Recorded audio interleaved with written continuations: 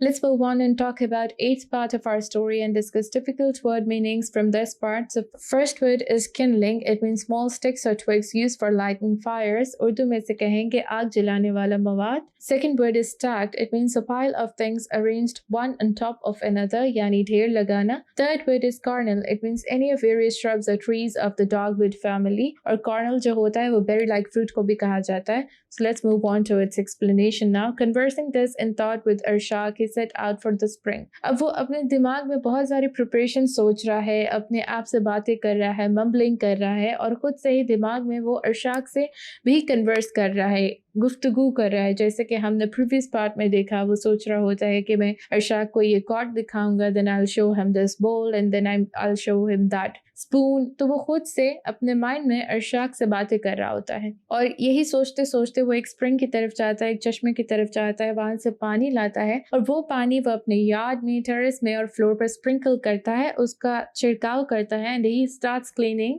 Everything. जब वो ये सारी क्लीनिंग कर रहा होता है, फिर से वही नेबर की जो वुमेन होती है, नेबरहुड में जो एक वुमेन रह रही होती है नेवरसाट के, वो आती है और उसे बोलती है फेंस के ऊपर से कि डू यू नो कि अर्शाक जो है वो चेयरमैन के घर पे गया है. ये सुन के नवरसाट जो है वो पूछता है नो, वो वहाँ पे कब गया. तो जो वुमेन होती है वो कहती है कि जब तुम यहाँ आ रहे थे, तुम्हारे आने से पहले वो चेयरमैन के घर जा चुका था. इस पे वो कहता है कि हो सकता है कि वो यहाँ आया हो, उसको कोई घर पे नजर ना आया हो, तो वो रेस्ट करने के लिए चेयरमैन के घर पे चला गया हो. नो वरीज, वो अभी आ जाएगा वापस, वो कहीं जा नहीं रहा है. सो फिर नवरसाट ब्रॉट सम किंडलिंग वुड और कुछ लकड़ियाँ लेके आता है, उसका ढेर लगाता है कि ठंड हो रही है, रात का टाइम हो रहा है, तो मैं यहाँ पे फायर प्लेस पे लकड़ियाँ ले आता हूँ सो दैट हम एक अच्छी फायर जला के कोजी एनवायरनमेंट बना के यहाँ पे बैठ सकें.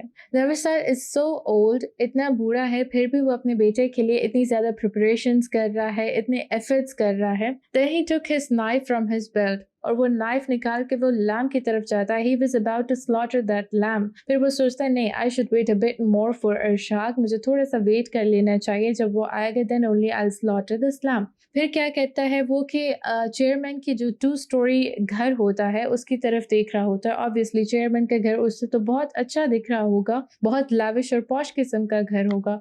उसकी तरफ देखता है, सोचता है कि पता नहीं इतना टाइम अर्शाक को क्यों लग रहा है वापस आने में, सून रात हो जाएगी, अंधेरा हो जाएगा, जो फिक्स मैंने तोड़े थे उसके लिए वो खराब हो जाएंगे और जो कॉर्नल्स हैं उनका भी टेस्ट खराब हो जाएगा. कॉर्नल्स एक बेरी टाइप फ्रूट होता है, रेड कलर का फ्रूट होता है, तो उसके लिए भी बहुत ज़्यादा परेशान हो रहा था कि ये जो सारे फ्रूट्स हैं, ये सारी चीज़ें जो मैं उसके लिए स्पेशल लेके आया हूँ, they will lose their taste and they will spoil. Thank you.